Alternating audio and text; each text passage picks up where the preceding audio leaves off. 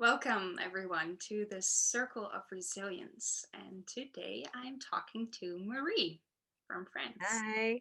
Hi. Hey, everyone. Hi. I'm really excited about this one because I know Marie for a few years now. She hosted a retreat I was on in Portugal. Um, but first, before we dive into her and her story and her practices, we will take a moment to ground ourselves. So, wherever you are, um, yeah, get comfortable, sit in a or stand, but mostly sit in a place and a way where you feel comfortable.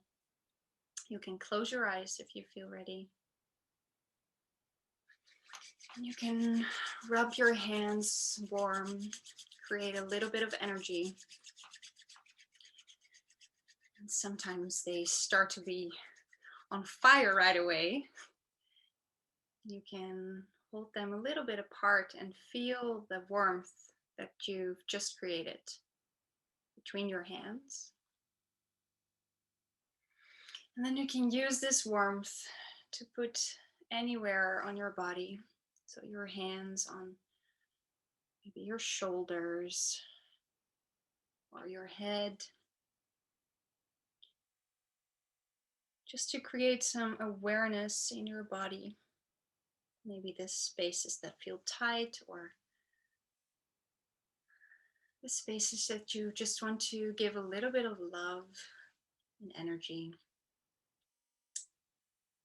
And you can hold still in one place, or you can kind of make circles or rub your hands along your legs. Whoops. So take your time doing that in your own pace. And once you feel grounded in all your parts of your body, feel um, like they're with you, like they're touched.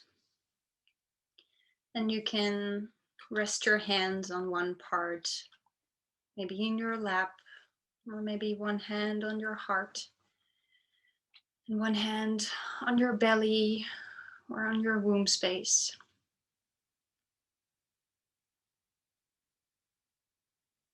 To connect to yourself and your wisdom.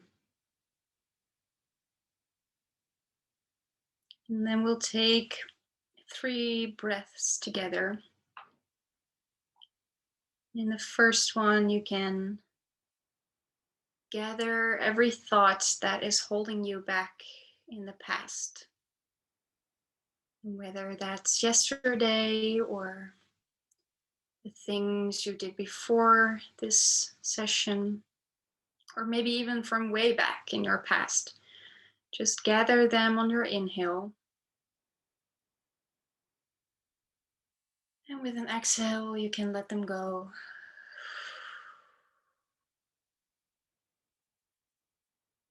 If you need more than one breath, feel free to do so. And then the second breath that we'll be doing together, you can gather every thought and every feeling, everything that's triggering your attention into the future. Maybe your to-do list or your appointments or something you want to remember and not forget. Gather it on your inhale, and on your exhale, you can slowly let it go. Maybe move a little bit if you like. Know that you can come back to those thoughts and feelings whenever the time is right. But now we'll take our time to take the last breath together. And with this inhale and exhale, we welcome ourselves to this present moment. Fully sink back into your body, to the now.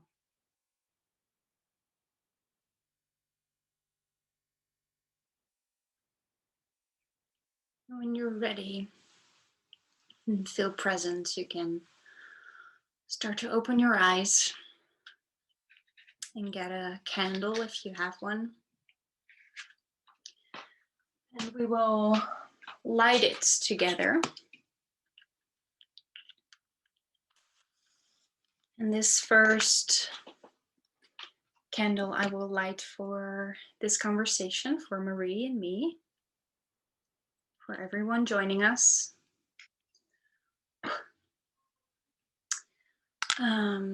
For everyone who is in one way or another connected to us. And this can also be in the bigger part of things. So anyone who's coming together in circles to honor ourselves and honor, the new world that we're birthing together. And I would love to add today my grandma to this candle because she passed away last Friday. And I really feel how grateful I am that she is one of the people who made it possible for me to be here. And thanks to her, and because she gave a life to my father, and my father gave life to me, because of that, I'm here. So I want to honor that and maybe honor all people before us who've been here and made it possible for us. So is there anyone or anything you would like to add, Marie? Mm. How beautifully put. First of all, um, do I want to add anyone? So many people, actually. um, I was thinking then of my grandmother as well. So let's just maybe honor my grandmother and also my grandfather, who have both passed away uh, quite a few years back now. But yeah, they created my dad, so yeah. Yeah. And maybe I would like to add that you have given life as well. So maybe not only for the people behind us, but also everyone that will come after. Mm-mm. Yeah. So our whole line of beautiful people. Yeah, it's really cool because we had the same candle as well. Mm, yeah. The beautiful lotuses. Yep. Yes. Well, welcome, Marie. I'm so Mm. glad to have you here. Thank you. Because, like I said, we've known each other for a few years, and um, we kind of travel. I feel like we don't meet each other as much, but I always feel like you're one of the people who travels together with me on the, dolphins. We're connected even though we're swimming in all the other part of the sea. Yeah. So thank you for being here. Thank you for inviting me. And just before the recording started, we were talking about about this topic about resilience. And I know there's a lot to say about it. So maybe it's a good way to slowly start and just introduce a little bit of what it is that you do and how resilience has been woven into your life. And it's, Mm. I say slowly, but it's a big question. So yeah, just take your time to tell us a little bit more about yourself.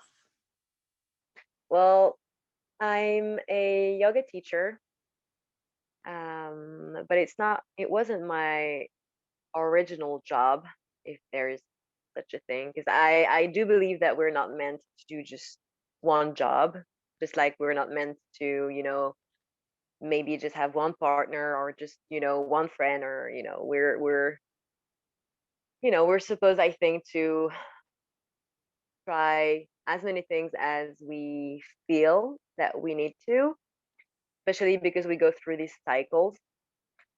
So anyway, this is gonna go far already. I already feel so many. Yeah. Yeah, So go. maybe I should just focus on the question.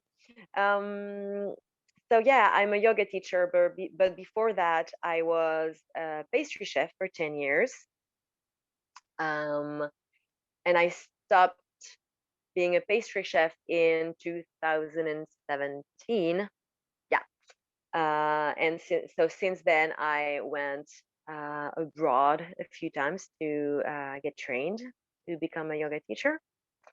Um, and I've become a mama in late 2020, October the 18th. So it doesn't exactly feel right to call myself a yoga teacher right now, because it feels more like I'm a mom right now. And I've actually written a whole post about this, because um, sometimes it feels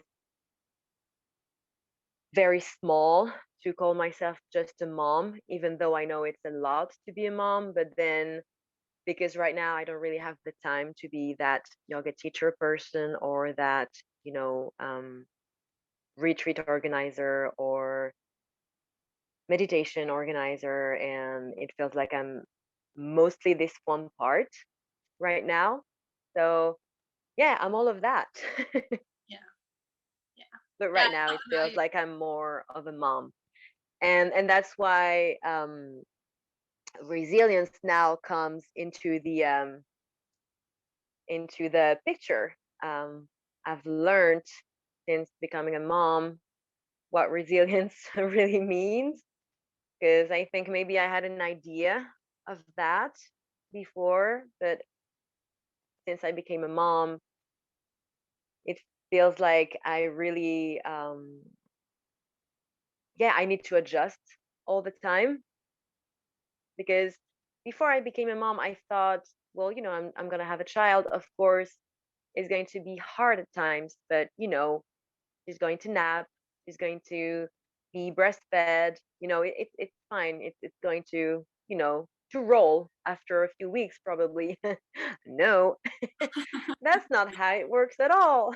So it's a constant adjustment on, like, oh, okay, I don't have time to um, practice my yoga today or this week or this month. I don't have time to meditate. I don't have time to take a deep breath. That's what we were talking before we started recording about small tiny rituals, like just taking a breath. And it was hard for me the very first month to just take a breath, because I was so I think I was very much stressed out about these changes that I didn't really realize were gonna happen.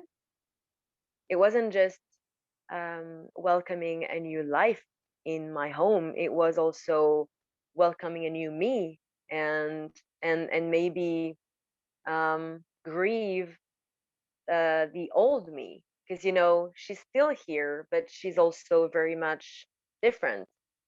And so it's adjusting to all of these changes, and relearning to take a deep breath.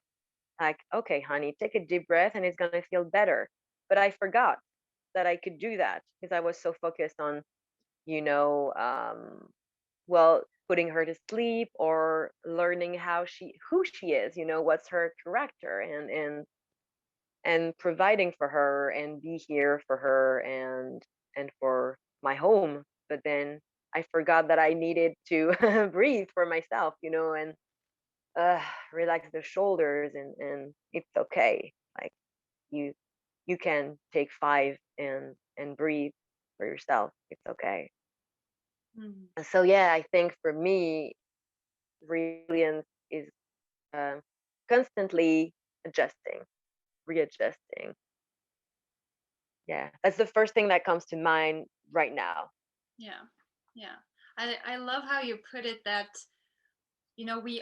we're not just one thing. We are kind of like this cloud, or these birds. I don't know the English word for them, but they make really cool creations of almost like a cloud of birds, and they move. Right? Yeah.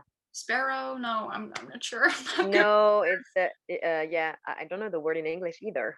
The beautiful birds that make the beautiful, uh, yeah, clouds of community of birds. And if you look at it that way, that's what we are as a human as well. We have so many different parts and shapes and roles and whatever, and sometimes one of them is up front, or maybe a few of them, and then the other starts to come around, and that's how we kind of, yeah, like you said, adjust to life and what's present right now. Being a new mom asks something different from you than being a yoga teacher, of being a host of the women's circles that you do, because I know Mm, you do so many great things, or the Ayurvedic therapist.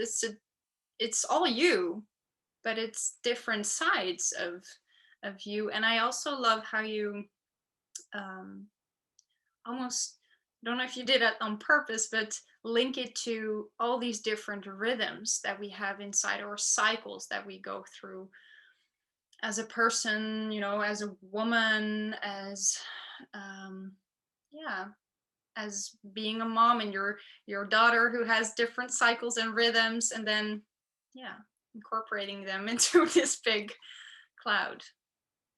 Yeah. yeah, absolutely. Yeah.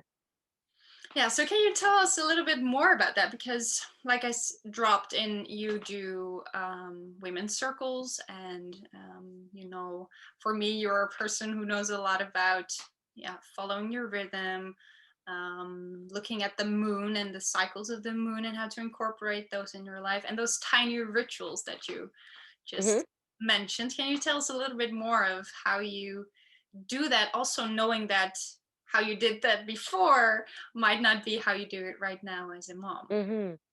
Yeah, it's changed, and it's fine. It's fun also. I like to change things around because I get bored also a lot. So right now I don't have time to get bored. So that's a first. Um, so yeah, I do a monthly women's circle, and I've started doing them again since January. They're online at the moment because we're still not allowed to do them live in France. It's the same for you, I think, for everything. So yeah, and the reason I started doing this women's circle is because I felt that, whenever I went on a yoga retreat, we do these women's circle because most of the time the yoga retreat too it's just women, which I love. um, and when I am in these circles, so these sharing circles, I feel that it's a very special place where you feel really really safe, and you dive deeper than in a not normal but like a regular conversation, because you can have a lot of girlfriends that you feel very close to, but it's not that easy to go very deep in a conversation. So that's why I've started doing these circles to introduce, to other people how rich it can be, to go deeper and to maybe find connections in between ourselves, because we can feel very lonely when, I don't know, for example, when you have a child, you can feel super lonely, like how the hell am I going to get through this, like am I going to be a good mom? And it can be also for any situation, any moments of your life. um, and what I like to do in this women's circle is share little tips on how you can, um, yeah, what you can do throughout the day to connect to yourself, to your higher self, quote unquote. Tiny rituals that I do is check in with myself in the morning, very first thing, because I found that um, before I've started my day, before I've put my brain in action mode, I'm available to myself. It's like a blank page. So I like to, even if I'm still in bed, I like to take 3 deep breaths and just feel like, how do I feel today? Like, do I already feel energized, or do I feel super tired? Do I feel, I don't know, achy? Do I feel nostalgic? Do I feel, I don't know, all of the different emotions that you can feel very first thing in the morning. Um, and maybe think like, what do I need today? Is there something in particular that I need to, so that this day is nurturing to me? And sometimes, most of the time, I will think about my breakfast. Then, like, how can I make my breakfast nurturing? Because it's one of the things also that I find is a ritual in its own.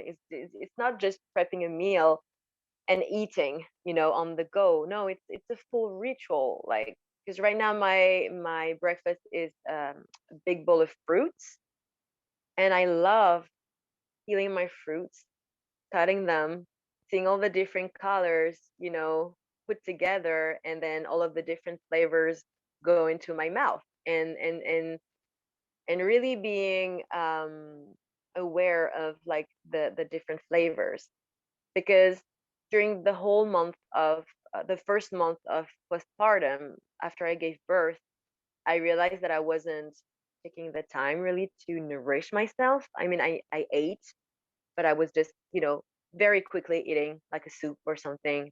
Just so basically I wouldn't have my stomach growling, but I wasn't really taking the time.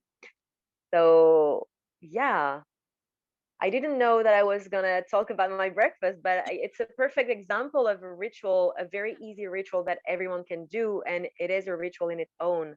Like feeling the skin of the kiwi fruit, Um, I don't know. I just like that. It's one of those little things that I really like, and all of the vibrant, colors and flavors. Yeah.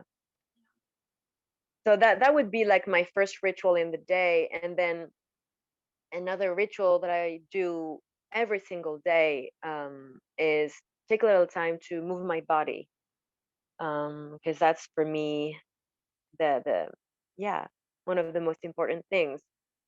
I know that if I haven't moved my body at all during the day, I'm not gonna feel like myself. I'm gonna feel like the day didn't go so well in a way. So I always take the time, even if I only have 5 minutes, to roll out my yoga mat and just do very gentle moves. Sometimes it's just, in the morning, because you feel very, very stiff from the night. So sometimes it's just taking a few, neck rolls, shoulder rolls. What's that?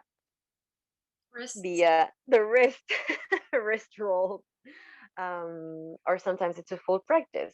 Sometimes I go as far as a 45 minutes practice, because Lily's asleep, and she's letting mama practice.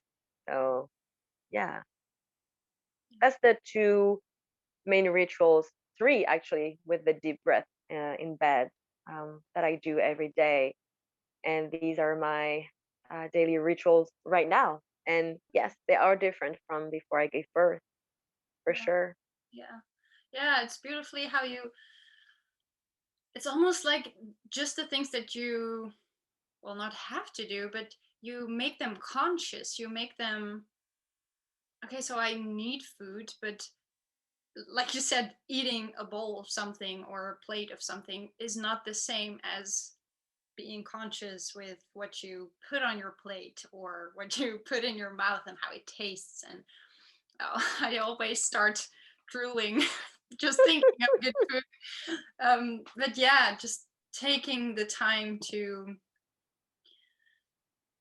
do it with your attention. Yeah.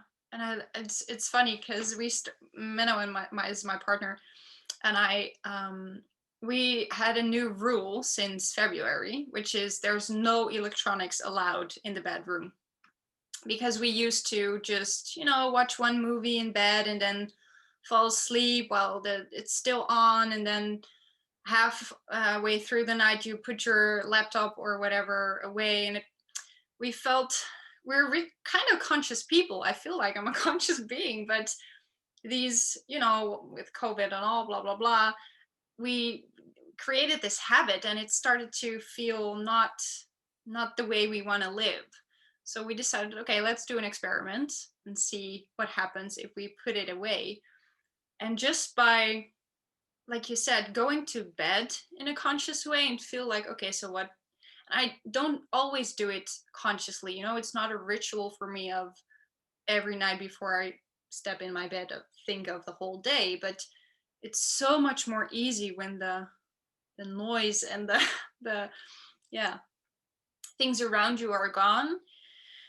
And in the morning you can check in with yourself as well. Feel like, okay, so th- this morning I did it as well. How do I feel today? And I felt, my energy is a little bit low. I've had a busy weekend, I've had a few busy working weeks, and just knowing that I feel a little bit uneasy, a little bit tired, not completely my on fire fury self. Just knowing that helps me to show up to whatever is on my day, Mm, mm, without having to. I think you said that also before. We had a good conversation before we started the recording. um the feeling that you need to be um on fire all the time, or that you need to, mhm. you used a different word, um Superwoman. superwoman. Yeah, you have to know and Yeah. do it all. But knowing that, okay, today is not really my best day, helps me to open up to what does enter in my day and in my schedule, instead Yeah. of resisting and fighting. But yes, I should have more energy, or I should have feeling better or whatever. And that to me really helps with being resilient and adjusting and coping with Mm, whatever's there, and not only see what's wrong or what doesn't feel right, but also see the tiny beautiful, like your fruits, um, tiny beautiful things in life, even though your day is not that perfect as you imagined it. yeah, exactly. Yeah, that makes so much sense. And well, first of all, I want to say that we have created the same rule with Stefan: no electronics in the bedroom anymore, because we it's so easy to be on your phone. And like for me, during pregnancy, it was a lot of because I was quite big, so I couldn't move so much, and I was very comfy in bed, and I would scroll so much through my Instagram feed, and not even realizing what time it was. And then I was realizing, oh my god, it's actually like 1 in the morning, and I've been on this phone for an hour or an hour and a half. Like I don't want that. I don't feel that it's conscious. And yeah, so I think it's a very good rule Yeah. for those of you who are listening to this conversation. I know a lot of us have a relationship like that with screens, and we don't even realize how long. Sorry about that, about the buzzing. Yeah, we don't realize how much time we spend on these, and I think it's really detrimental to our health. And I'm trying more and more to, even if I still am on Instagram, although sometimes I would really love to just, you know, erase that app, but I do use it for work as well. And it's a good source of inspiration sometimes as well, but maybe do it in a more conscious way as well. Mm. And I just wanted to add on it made me think what you said, about, when you're in bed and you're thinking like, how do I feel? And how is my day going to be? These days, I think the resilience part, um, that the most important part that I should work on is like, not every day is the same with baby, like especially for sleep. sleep training for babies is so hard, and I don't even know if we can call it sleep training. Some people do. It doesn't really resonate for me because it feels like, you have a training to do and it's gonna work. And it doesn't. Trust me on this. I mean, it can work for some children, maybe. It doesn't work for mine yet. Um, and I've had, I think it was 2 weeks ago, I had this almost challenge in my head, like I'm going to train her to nap. Like I'm going to try and put her to bed for naps, but without feeding her, because it's really easy, and comfy for her. She's on my breast, she feeds, and then she slowly falls asleep. I mean, it's dreamy. I mean, you know. Yeah. But to give myself maybe more time during the day, I had this thought that I was going to train her in maybe a week's time, and it didn't work at all. I had, cheered myself up like, okay, I'm going to be so patient and it's going to work. And by the end of the week, I was completely drained. I didn't have any more energy and I felt angry, sad, and completely desperate. Like I remember the Friday afternoon, I was feeling completely overwhelmed. Like, oh my God, I'm such a terrible mom, because I had just heard Lily cry for so long. Because when you try to put a baby to bed without feeding and she's not used to it, she's going to cry, or he's going to cry for sure. And hearing your child cry is heartbreaking. And I had spent one of those days where I tried to put her to nap during the whole day, and it's so draining. And I was so out of energy that I started, screaming at her. Not screaming, it's quite a strong word, but like, yeah, yelling, like, you have to go to bed. At some point you have to go to bed because I don't know what to do. I'm sorry, honey, I do everything for you, but I don't know how to teach you how to go to bed. And then after that moment, I felt, okay, no, i cannot I cannot be this way, because it's too draining, and I don't think it's a good relationship to have with your child. Like, I'm going to, train you to do something that I really want you to do. No, maybe I should just adjust to what you're telling me, because we often think that maybe children are not, actual beings. I don't know if you know what I mean, but we sometimes think of them as house beings that need to be taught things, Hmm. but they're already human beings, whole human beings. And this week felt so much lighter and so much more joyful and nourishing, because there were days where I felt like she wanted to be against me and just fall asleep on my breast, and that was fine. And there were days where she was okay to go to bed because she was so tired and she wanted to be on her own, or sometimes she wanted to be, on her little play mat. And I try to, yeah, I try to figure out how to spend my day by making her happy, and maybe, being resilient, like, definitely. Mm. Yeah, I love it because it's almost like um, tuning into or aligning yourself with the rhythm that she has, or that like the she won't say to you, "Mommy, I want to be on my own right now," but reading the signs and yeah, kind of syncing your rhythm and her rhythm into a new natural way of moving together. Yeah. Yeah. Yeah. Yeah, and I had, I have these two beautiful scarves that I can use for, holding her. Those, I don't know what you call them in English.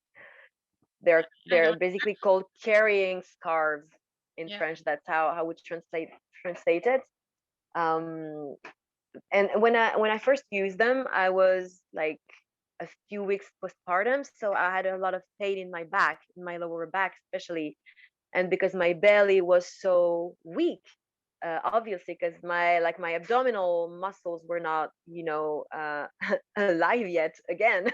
So I was very, very achy in my lower back. So I had decided that no, those scarves, they're not for me, and I am not going to use them anymore. I'm not going to be a slave to my child. I hate I hate hearing myself say that now because it's so stupid, but it's what I felt back then.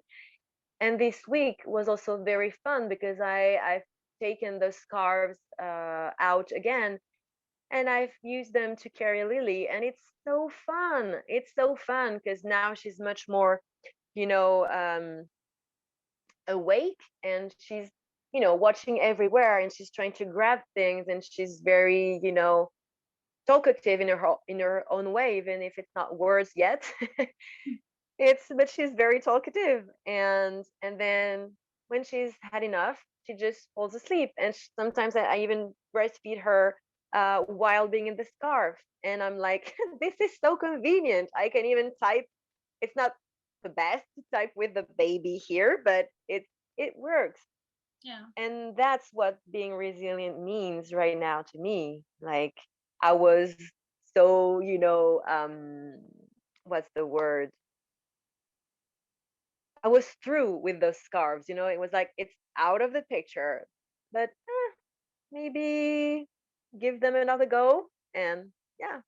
Yeah.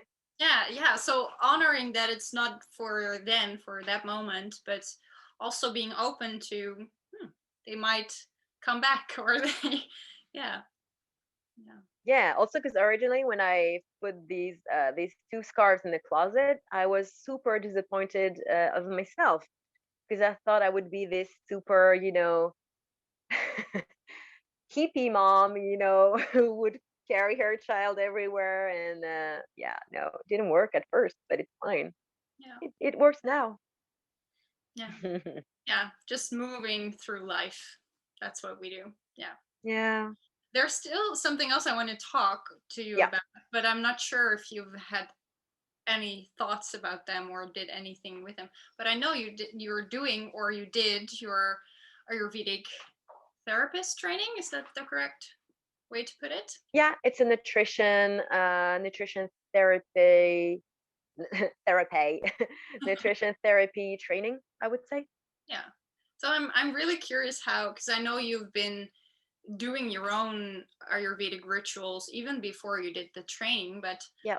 um, so this is already part of your life. That's what I mean. Mm-mm. But how do you incorporate it, and how does it maybe nurture your resilience, or maybe it's has nothing to do with resilience? But I'm just curious about it. So can you tell us a little bit more? Yeah, very good question.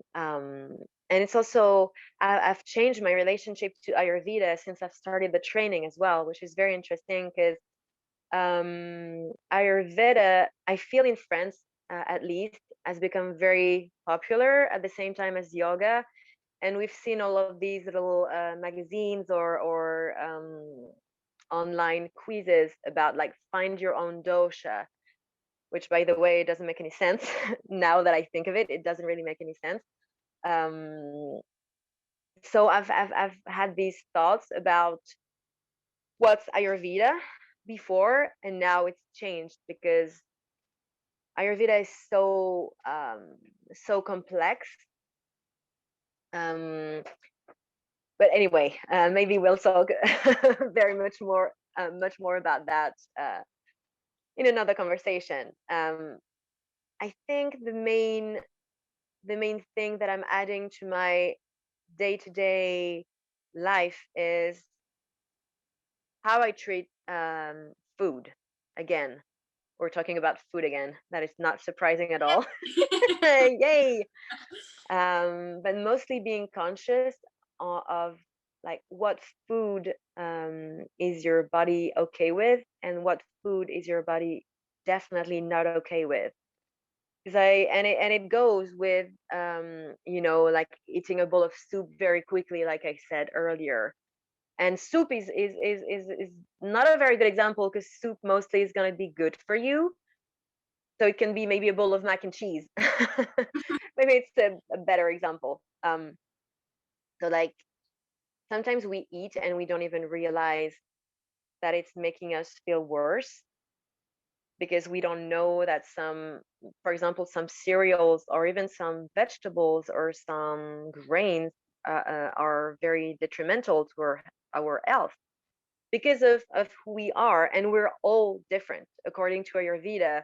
That's the first thing to do is finding. So in Ayurveda you find um you're a combination of all five elements, so air, water, earth, space, and I'm forgetting one, I think, but Air, what did I water, say? fire.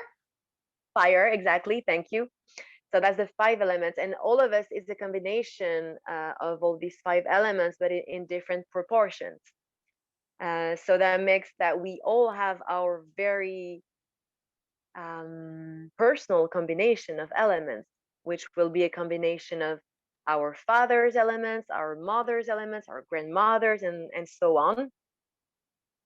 And so it's finding out what's your combination and then what nurturing your different elements so that um, they're not in imbalance.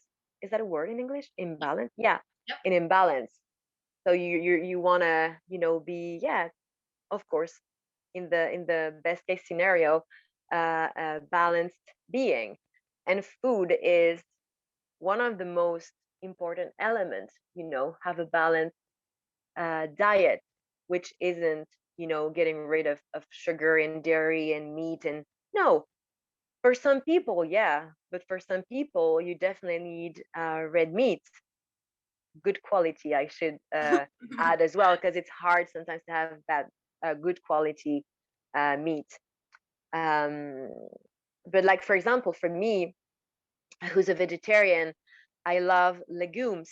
I use legumes a lot, but I am very much of a vata imbalance, which is all to do with air and space. Um, and legumes have a lot of the vata in them. So if I eat a lot of legumes, I add a lot more of More. air and space in me, and then you know what I mean. It's like it's imbalanced, and I wasn't understanding why I was feeling bad by eating legumes. Like I'm eating veggies and fruits, and just the only animal protein that I was eating was eggs. So I thought it's the perfect diet. I should feel super energized, and my digestion should be, on point. But I was feeling like shit, truly. Like my digestion was awful, and I wasn't understanding why. And that's when I realized that legumes had so much air and space elements in them that I was creating an imbalance in myself. I was very, very sad to see legumes, to have to let them go for a while to be balanced again. But yeah, I think it's interesting to talk about my own experience because it was really, yeah, it made a huge difference in my energy levels, because digestion is one of the most important part of how you're gonna feel during the day. But a lot of people, and I know that from when I talk to people, like a lot of people have a very bad digestion. For example, they have cramps, or they have a lot of gas, or they have a lot of acidity, but they just think that's how they're made. Like, oh, I have a problem, I have a bad stomach, or I have a bad, I don't know, whatever. But no, you can definitely adjust your way of eating, and you can feel better for sure. Mm, nice. Yeah, Yeah. yeah. I love how it's. I I've my mother dove into Ayurveda when I was a child, so I've heard Oh, about it and cool. I've done things with it. But um, actually, what inspires me about what you're saying is, and maybe it's what you're saying the whole conversation through it, is that it's all about tuning into yourself and to your rhythms, your needs, your elements, your yeah, where you are and how to honor that and put in Yeah. your mouth what you need, get the movement that you need. Yeah. And I think maybe I don't know for the people watching, but the things we've been talking about might not be completely new to everyone. We kind of know these things, but I what I love about what you're telling is that even though we know these things that it's good for us, it's also about making the choice to still do them and to Yeah. your life is whoa like a whirlwind or a roller coaster. If it's a new baby or COVID or someone dying in your family or I don't know anything that happens to us in life, how can we tune into ourselves and still choose to do those tiny rituals and make the effort to yeah honor yourself in that way, and maybe Yeah. that's resilience. It is. It is definitely. And also because it's very easy to I find it's very easy to do things that make you feel not so good in a way. Sometimes you know exactly what's going to make you feel good, but you decide not to do them. Mm. I know that when I feel bad, like I was telling you about what happened 2 weeks ago, so it was a bad week for me. And I knew exactly what little things I could do to feel better, but I decided not to do them. Why? I don't know. To feel even worse? I don't know. Like, I knew that these things were calling me, like, go on your yoga mat, like, take a deep breath, maybe do yourself a bowl of fruit, or go outside and be alone for a while and put your feet in the grass, even if the grass is wet. I mean, just do something. And I knew that these things were calling me, but I decided not to do them because maybe I had to be at my lowest. I think that's how I work. I had to be at my lowest to then Rise up again. go rise up again. I think that's how, yeah, that's how I work. And when I was going through depression, after I changed jobs and partners and blah blah blah, everything basically. I know that I was already feeling very low, but I felt like I had to go even lower. So I would listen. I know it might sound counterintuitive, but actually I feel that's what I need when I feel very low. I have to go even lower. So for me, it would mean like listen through a whole playlist of super nostalgic and completely sad songs, like the songs that make you cry every time. I had to. And then maybe when I reach my lowest, I there's something in me that sparks again, and like, okay, you felt what you had to feel, and now it's okay, you can rise up again. And it's so funny, I've never realized that, but I'm just realizing it while talking to you, and it makes so much sense. I have to go to my lowest to rise again. Yeah. Yeah, yeah, yeah. I totally recognize this because I'm um whatever kind of situation. A good example is being mad at my partner. I can really stay in this no really kind of Mm-mm. Yeah. bitchy nagging kind of Mm. mood, but diving in there and allowing myself to be the nagging, I'm not a wife but girlfriend. um yeah, it sounds so stupid to say, but um diving into the feeling and really fully allowing yourself to feel it creates the space to, rise up again, or make space for new energy or feeling or whatever. So, Mm. yeah, I know that in these moments where I'm kind of resisting that, I find ways, and maybe the nostalgic playlist is a good one to dive in instead of, you know, So good. finding things to do to not. Um, and it's not about feeling better, because I also know that I can sometimes try to trick the system to go around the feeling so I can feel better, and that doesn't work. So Mm-mm. it's Oh yeah. really, really allowing yourself to feel it and then use the space to move on. Yeah. Yeah, I like what you're saying about allowing space, for such and such feeling or emotion. Because we use these terms a lot when we're a yoga teacher or meditation teachers.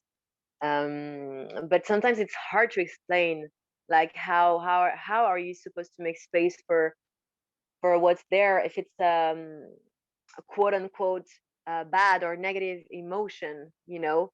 But I think it does make sense what you were saying. Like if you allow this enough space for that emotion to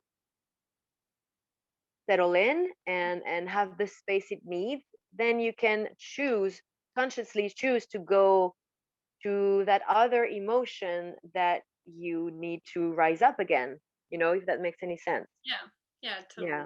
Yeah, yeah. I can tell you so many things and examples about this, because this is my work. This is what I do, and Mm-hmm. I also have this. I don't know if you've ever seen the finger trap. It's like No. kind of. I think it's from China, a Chinese um, kids toy where you can put your fingers in. It's like a tube kind of thing. You put your fingers in, and if you pull it, then you get stuck. Okay. And then the question is, how do you get out? And that's Mm-hmm. the same for our emotions. When we try to resist them, the grip gets firmer, right? We feel even worse. But when we Yeah. allow the feeling and move inwards, it's, I don't have it here, but if you go inwards and allow the feeling, then the tube has some space and you can use your I've done this so many times, I can almost just, you only have to imagine a tube around my fingers. You I'm can use imagining it. the other fingers to release your fingers or twist a little bit or whatever. Yeah, to create space again. Yeah.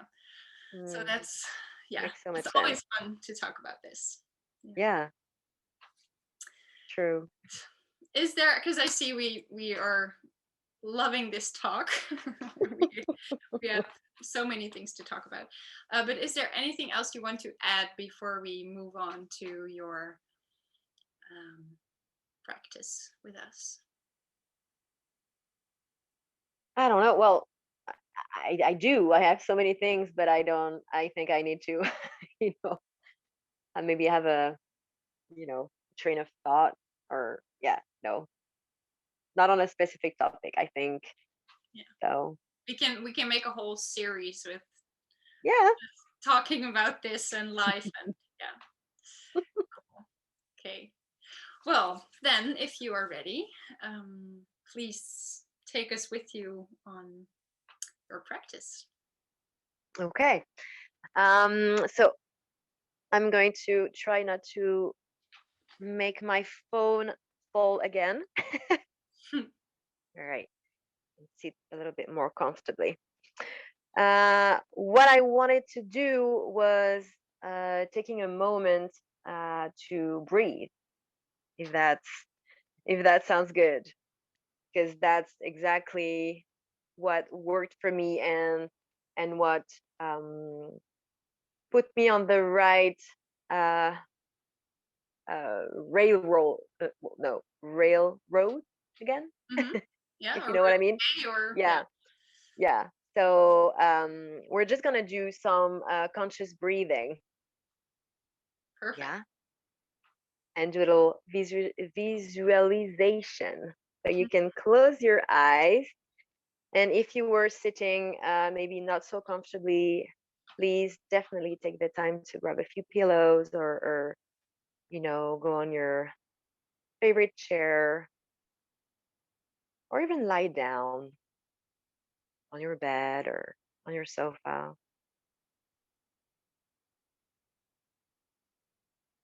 And already, when you close your eyes, do you feel that you have a bit of tension maybe around your eye socket or around the corner of your mouth, tension in your jaw? Try to allow your face, your jaw, your eye socket to become very soft.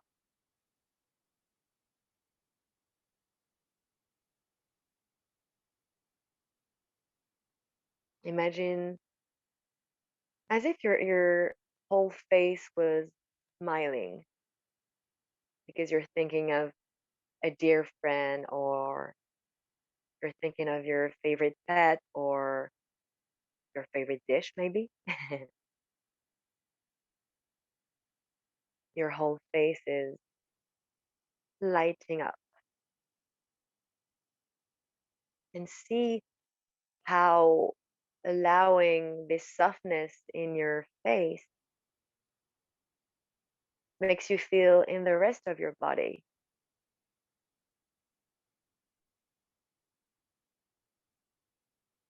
When you're thinking about smiling, beaming, how does it resonate in your body?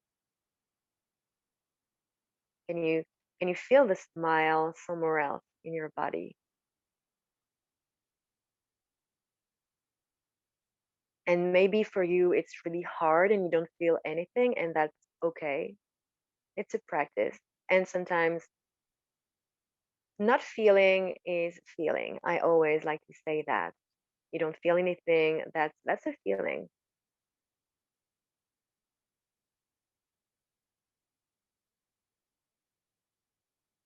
Allow your shoulders to soften.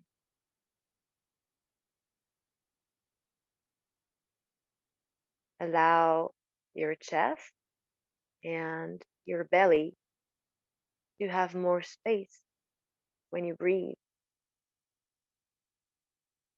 Imagine that each time you breathe in, you create more space throughout your chest and throughout your belly.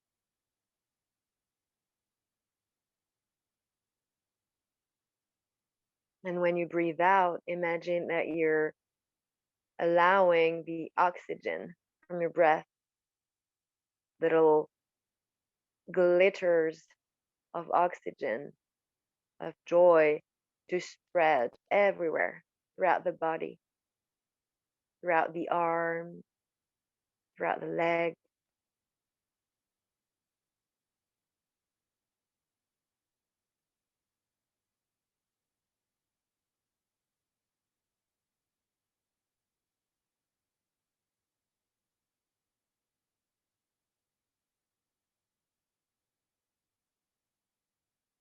Now feel in the space of around your face again.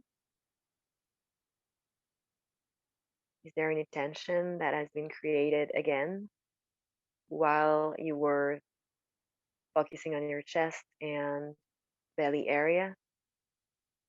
Allow your face to soften again.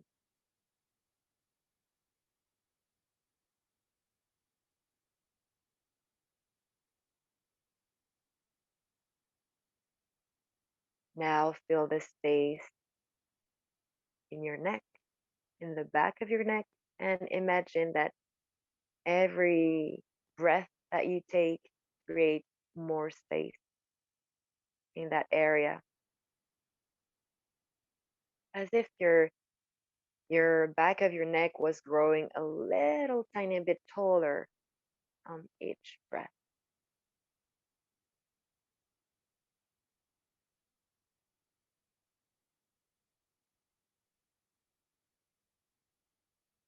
And see how that makes you feel in the rest of your body. that sensation of space in the back of your neck. How does that make you feel in your belly, in your chest, in your back, in your lower back, upper back, in the soles of your feet, in the palms of your hands? And remember that if you're not feeling anything particular, you're still feeling something.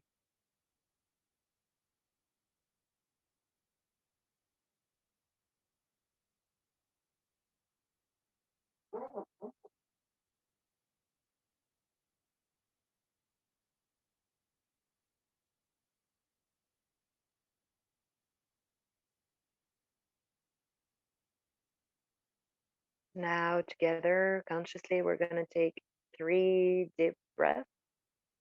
We're going to inhale through the nose and exhale through the mouth.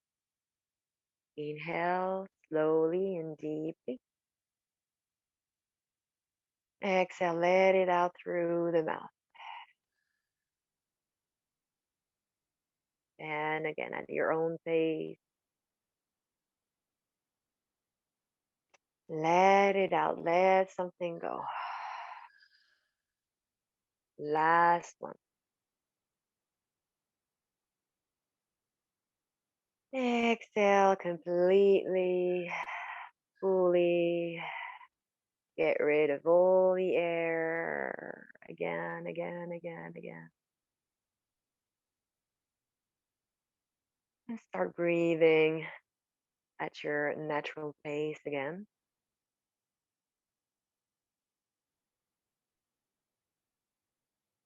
See how you feel.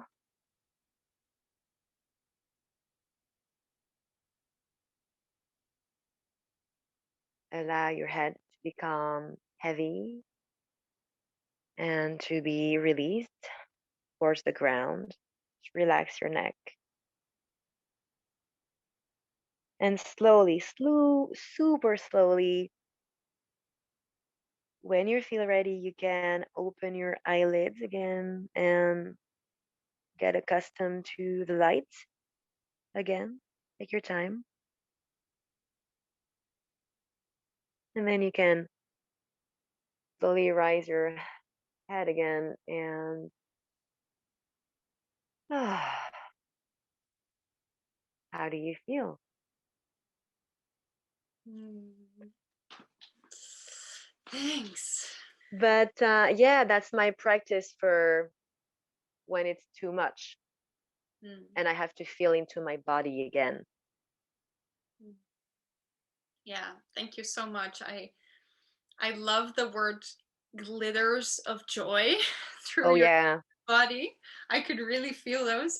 And the funny thing was at the beginning of the practice and the part, I felt really happy and vibrant and alive.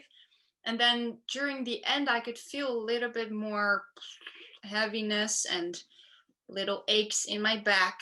And it kind of reminded me of how they're always there at the same time. Or, yeah, also at the same time, but they're always, both of them, they're always there, the good and the bad. And just dropping my head and looking at my body, how I was sitting, kind of helps me to be extra gentle with myself and say, okay, so Mm-mm. this is what you feel right now.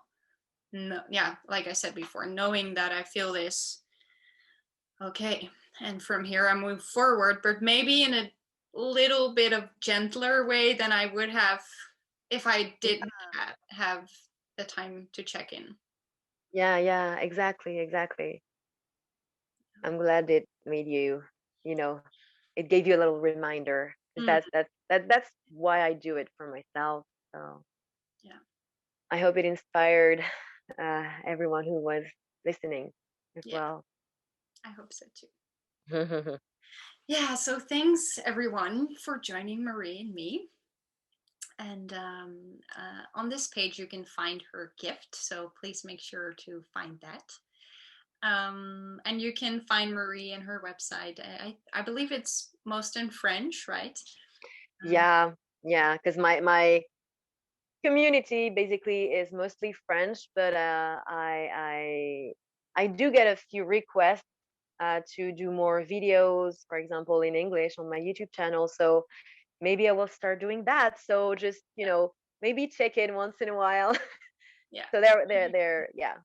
I think yeah. there will be in the future very short videos um, in English. So you Nice. can check in. And otherwise it can maybe teach you a new language, the Yeah, beautiful language of French, if you follow that's my that's Instagram. totally true. Yeah, yeah. Well, I love to follow you on socials, and I know you do. You know, you co-host retreats. Maybe not right now with Lily, but every once in a while you pop up online in English as well. So we'll make sure to follow you, and happy that we had you with us today. Yeah, I was really happy to be able to talk about, these things that inspire me so much.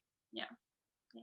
So Thank you. thanks again, Marcella, for inviting me for a very inspirational talk. Yes, thank you.